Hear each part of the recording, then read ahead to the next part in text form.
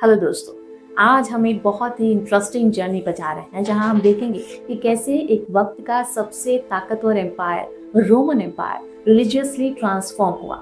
एक समय था जब ये एम्पायर पूरे यूरोप, मिडल ईस्ट और नॉर्थ अफ्रीका को कवर करता था और आज वही अलग अलग रिलीजियस का या रिलीजन का कह सकते हैं घर है।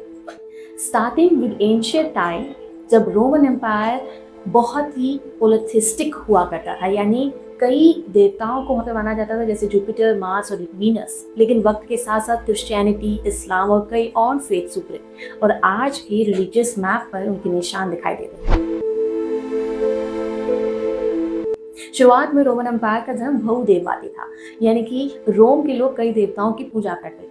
मेन देवताओं में जुपिटर जो कि आकाश और बिजली का देवता है, मार्स जो कि युद्ध का देवता है और वीनस जो प्रेम और सौंदर्य की देवी है, वो शामिल थे। रोमन एम्पायर में रिलीजियस प्रैक्टिसेस का बहुत इंपॉर्टेंस था। हर इंपॉर्टेंट काम से पहले देवताओं की पूजा की जाती थी। रोम के लोग हर एस्पेक्ट ऑफ लाइफ को देवताओं से जोड़ते थे, चाहे युद्ध हो, शादी हो, फसल की कटाई हो, हर चीज के लिए अलग देवता था।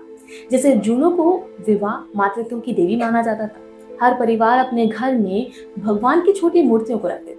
एंशियंट रोम में बड़े बड़े मंदिरों का निर्माण किया गया जहां लोग देवताओं के लिए बलि और प्रसाद चढ़ाते थे। ये मंदिर कम्युनिटी पूजा और त्योहारों के लिए एक सेंटर बन जाते थे। पैंथियन जैसे मंदिर आज भी दुनिया के महान आर्किटेक्चरल वंडर्स में माने जाते हैं। रोमन एम्पायर्स खुद को देवताओं का रिप्रेजेंटेटिव मानते थे और कई बार डिवाइन स्टेटस हासिल कर लेते थे। पॉलिटिक्स और रिलीजन, ये एक गहरा संबंध रोम के शासन को मजबूती प्रदान करता था। त्योहारों में देवताओं के लिए अनुष्ठान और बलिदान दिए जाते थे। हर देवता के लिए अलग अलग त्योहार होते थे, जैसे कि सेटनालिया जो कि सैटर्न देवता के सम्मान में बनाया जाता था। ये रोम के रिलीजियस कल्चर का एक इम्पॉर्टेंट हिस्सा था। रोम के लोग अपने रिलीजियस बिलीफ्स के साथ साथ दूसरे देशों के रिलीजियंस का भी सम्मान करते थे। यही कारण था कि जैसे जैसे रोमन एम्पायर का एक्सपेंशन हुआ, वैसे वैसे रोम के देवताओं के साथ साथ दूसरी सिविलाइजेशंस के देवी देवताओं की पूजा भी शुरू हो गई। जब रोमन एम्पायर अपने पीक पर था, तब एक नया धर्म उभर कर आया, उसका नाम था क्रिश्चियनिटी। शुरुआती दौर में क्रिश्चियंस को रोमन एम्पायर में एक्सेप्ट नहीं किया गया था और उन्हें परेशान किया गया। लेकिन समय के साथ साथ क्रिश्चियनिटी रोम में एक बड़ी ताकत बन गया। इसकी शुरुआत में क्रिश्चियंस को उनके बिलीफ्स के लिए सताया गया था। उन्हें देवताओं की पूजा करने से इनकार करने और केवल एक में विश्वास रखने के लिए दोषी ठहराया गया था। कई क्रिश्चियंस को शेरों के सामने फेंक दिया जाता था। लेकिन चीजें तब बढ़ी जब 313 एडी में एडिक्ट ऑफ मिलान जारी किया गया, जिससे क्रिश्चियनिटी को ऑफिशियल तौर पर लीगल स्टेटस दिया गया। इसके बाद क्रिश्चियनिटी तेजी से फैलने लगा और रोमन एम्पायर में इसे मान्यता मिलने लगी। 380 एडी में क्रिश्चियनिटी को रोमन एम्पायर का ऑफिशियल स्टेट रिलीजन बना दिया गया। इस फैसले के बाद सारे नॉन क्रिश्चियन रिलीजियस प्रैक्टिस को डिस्करेज किया गया और ये एक टर्निंग पॉइंट था जिससे रोम का रिलीजियस नेचर हमेशा के लिए बदल गया।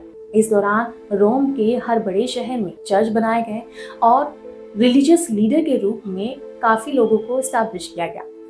रिलीजियस और लिबरल बड़ी शक्ति बनकर उभरी। क्रिश्चियनिटी का इफेक्ट रिलीजियस रूप में नहीं, लॉ पॉलिटिक्स पर भी पड़ा। एथिक्स और सोसाइटी के रूल्स में घुलने लगे, तो आगे चलकर यूरोप का 7वीं सदी के आसपास एक और बड़ा रिलीजियस चेंज सामने आया जब इस्लाम का उदय हुआ। पैगंबर मोहम्मद की लीडरशिप में इस्लाम तेजी से मक्का से लेकर मिडिल ईस्ट और नॉर्थ अफ्रीका तक फैल गया। जिन एरियाज में कभी रोमन एम्पायर का प्रभुत्व हुआ करता था, वहां इस्लाम खास बन गया था।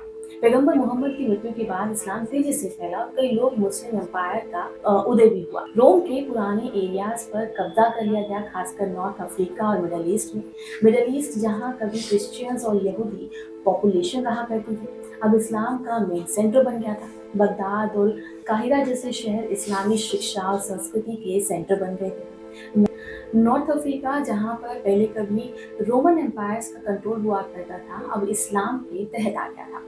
मालिकी कम्युनिटी यहाँ पर खास बन गई थी और आज भी ये इस एरिया का मेन इस्लामिक कम्युनिटी है। जैसे जैसे इस्लाम फैला, इस्लाम दुनिया में सुन्नी और शिया डिवाइड भी हुआ। इराक और ईरान में शिया इस्लाम का प्रोमिनेंस है, जबकि नॉर्थ अफ्रीका और मिडल ईस्ट में मेजर पार्ट में सुन्नी इस्लाम का पालन किया जाता है। जिन एरियाज में पहले क्रिश्चियनिटी मेन था, वहाँ इस्लाम का आगमन हो गया था। हालांकि कुछ एरियाज में आज भी क्रिश्चियनिटी के रिमेन्स मौजूद हैं, जैसे कि लेबनान और इजिप्ट। आज रोमन एम्पायर के ग्रैंड लैंड में दो रिलीजियस की सुपरमेसी है, जैसे कि क्रिश्चियनिटी और इस्लाम। यूरोप में क्रिश्चियनिटी के कई रूप देखे जाते हैं, जैसे कि कैथोलिक, ऑर्थोडॉक्स और प्रोटेस्टेंट। वहीं मिडिल ईस्ट और नॉर्थ अफ्रीका में इस्लाम का बोलबाला है, जिसमें खास रूप से सुन्नी और शिया कम्युनिटी शामिल है। यूरोप में रोमन एम्पायर के डाउनफॉल के बाद कैथोलिक और ऑर्थोडॉक्स क्रिश्चियनिटी मेन रूप से फैलने लगे। वेस्टर्न यूरोप में आज भी कैथोलिक रिलीजन का बोलबाला है, जैसे कि इटली, स्पेन और फ्रांस में। ग्रीस और ईस्टर्न यूरोप के देशों में ऑर्थोडॉक्स क्रिश्चियनिटी को काफी इम्पोर्टेंस दी हुई है, जबकि ब्रिटेन और जर्मनी जैसे देशों में प्रोटेस्टेंट रिलीजन मेन है। इस्लाम के उदय के बाद ये धर्म तेजी से मिडिल ईस्ट और नॉर्थ अफ्रीका के मेजर पार्ट में फैल गया।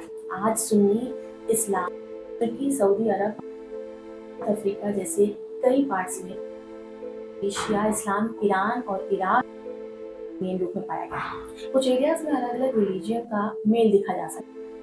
ईरान में क्रिश्चियनिटी का मिक्सचर है। इसके अलावा इस्लामी मेजॉरिटी के साथ एक इम्पोर्टेंट क्रिश्चियन कम्युनिटी देखने कॉप्ट कहा जाता है। यूरोप में खासकर सेकुलरिज्म का इफेक्ट देखने को मिलता है। लोगों के रिलीजियस बिलीफ आ रहे हैं, लेकिन रिलीजन के प्रति जैसे कि फ्रांस और ब्रिटेन के समय से रिलीजन का भी खास इम्पोर्टेंस। आज के समय में इजराइल यहूदी रिलीजन है और यहाँ यहूदी रिलीजन को मानने वाली लोग जो है वो खास तौर पर देखी जाती है। तो दोस्तों, आज जिस रिलीजियस मैप को हम देख रहे हैं वो सदियों के रिलीजियस और कल्चरल चेंज का रिजल्ट है।